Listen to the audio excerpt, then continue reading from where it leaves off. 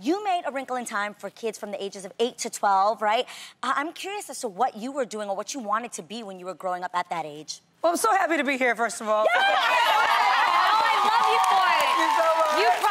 I saw you recently, and you promised you would come, and you did. She comes through with her promises. She's been tweeting me. I've been begging her, so thank you. I'm happy to be here. So much When I was a little girl, I was a super geek. I was a nerd. I was really, it's not hard to, imagine.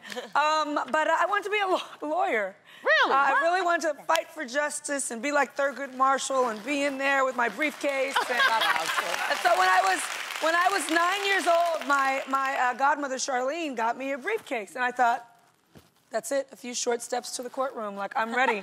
This is it. I got the briefcase. I'm ready to try a case right now. Right. But I really have always had a desire to just help people. I love that. Yeah. You are doing that. You are doing that. Did you go to the movies a lot when you were a kid? I went to the movies so much when I was a kid. That was my thing. I grew up in Compton. My Aunt Denise gave me a love of movies. Compton! Shout out to her Aunt Denise. My Aunt Denise, she gave me a love of films. She took me to the movies during matinees because they were cheap. Yes. We'd take the bus, we'd go to the movies, and we'd see films like Never Ending Story and these films where kids got to fly, but those kids were never kids that were brown. They never looked like me. Yeah. One of the reasons why I really had to make A Wrinkle in Time. Let them know. Thank God for that.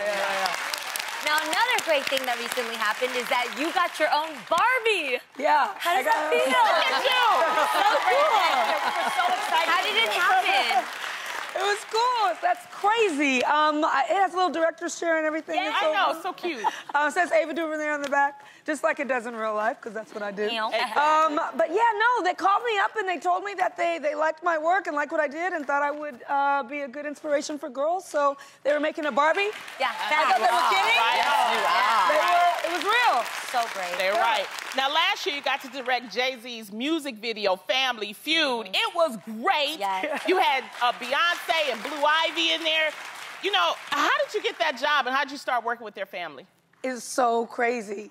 He just called. Really? I had never spoken with him before. I didn't even know he knew that I existed, but I got a call, and they said he wants to talk to you about an idea, and then I talked to him, and it was his voice on the phone, like his rapping voice, talking to me, saying human words. So no, they were very cool and very nice people, really normal people, considering that they're so duper superstars. Exactly. And really lovely. She's so gracious and gentle, and they're very smart. Yeah. I found them just very intelligent, lovely people. Yeah. Exciting. Yeah. Exciting. Now, I have to ask you started your career off as a publicist. Yeah. How do you then become a director? Yeah, I started in a completely different career. I used to publicize and promote and help other filmmakers get their films to the public. And I was always around filmmakers and thought, God, I wish I could make a film. I really think it's just a testament to you can always change. I didn't pick up a camera until I was 32 years old. Let them know. Which is older as a filmmaker. And so, you can always change. The path that you're on, it doesn't have to be the path that you end on. You can always evolve. Well, you know what? This is the thing. We are so proud of you and what you are doing. Why is representation for female directors so important? Well, representation in cinema and in movies is just key, and in television as well. I mean, we should have images that reflect the real world. It's really simple. So, all of the heroes in films shouldn't look one way. They shouldn't all be boys. They shouldn't all be Caucasian boys. They should be girls. They should be girls of color. There should be all kinds of girls. There should be all kinds of boys. You just want everyone to see themselves. Exactly. Speaking of that, a New York Times reporter proposed an inclusion check for diversity called the DuVernay test. It's a way to measure whether a film has characters of importance portrayed by actors of color. How does that make you feel to have a test named after you?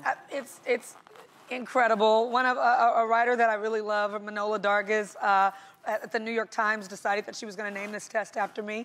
An honor, but you really hope that people will take these kinds of things under consideration. When you're in the writer's room, when you're writing a script, when you're directing, look around and say, wow, it'd be nice to have some people of color in this scene. Exactly. You know what I mean? Or behind the camera.